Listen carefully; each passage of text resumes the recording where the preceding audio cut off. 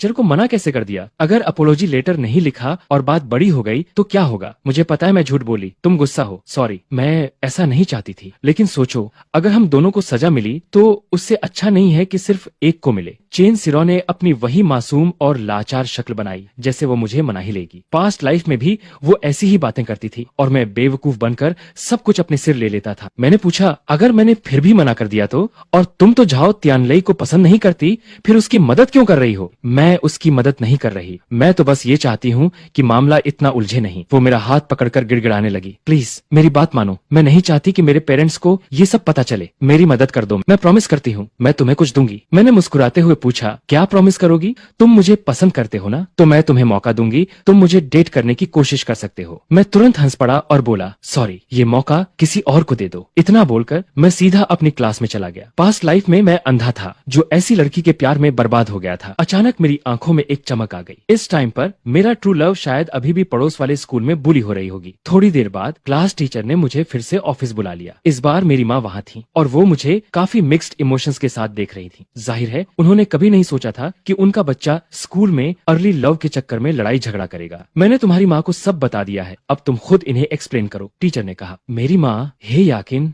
ने गहरी सांस ली और मुझे ऑफिस के एक कोने में ले जाकर पूछने लगी। बात यह है, मैंने सीधा अपनी माँ के कान में फुसफुसाते हुए सारी सच्चाई बता दी। आखिर में मैंने अपना फोन निकाला और चेन सिरो का भेजा हुआ वो मैसेज भी दिखा दिया। ये देखकर माँ का गुस्सा 7वें आसमान पर पहुंच गया। उन्होंने तुरंत वो फोन क्लास टीचर सोंग वेनबो की आंखों के सामने कर दिया और अपनी बात रखते हुए बोली, इस लड़की ने खुद मैसेज करके कहा था कि इसे कोई बुली कर रहा है। टीचर सोंग की भी आंखें फटी रह गईं। उन्होंने दांत पीसते हुए कहा, झूठ बोलना बेशक गलत है, लेकिन लिन यीफेई ने हाथ उठाया और मारपीट की, ये भी तो सच है। और जिसे इसने मारा है वो एक स्पोर्ट्स स्टूडेंट है। लिन यीफेई, मैं बस चाहता हूँ कि तुम मारपीट करने की अपनी गलती रियलाइज करो। चेन सिरो के झूठ बोलने वाली बात पर मैं उसे भी सख्ती से समझाऊंगा, लेकिन इस पूरे मैटर में तुम्हारी भी तो गलती है ना? मैं हंसा और जवाब दिया, मतलब आप पूरी जड़ को इग्नोर कर रहे हैं? आप सिर्फ एक्शन देख रहे हैं, उसका रीजन नहीं? तो क्या सारी गलती सिर्फ मेरी है? जाहिर सी बात है, सिर्फ मुझे ही सजा क्यों मिले? एक काम करते हैं, हम तीनों को एक साथ सजा दीजिए और पूरे स्कूल में अनाउंस कीजिए, मुझे कोई दिक्कत नहीं है। टीचर सोंगाग बबूला हो गए। देखिए, इस बच्चे को गलती की है और कोई पछतावा नहीं है। मुझे लगता है 1500 वर्ड्स का अपोलॉजी काफी नहीं है, तुम्हें कम से कम 3000 वर्ड्स लिखने होंगे।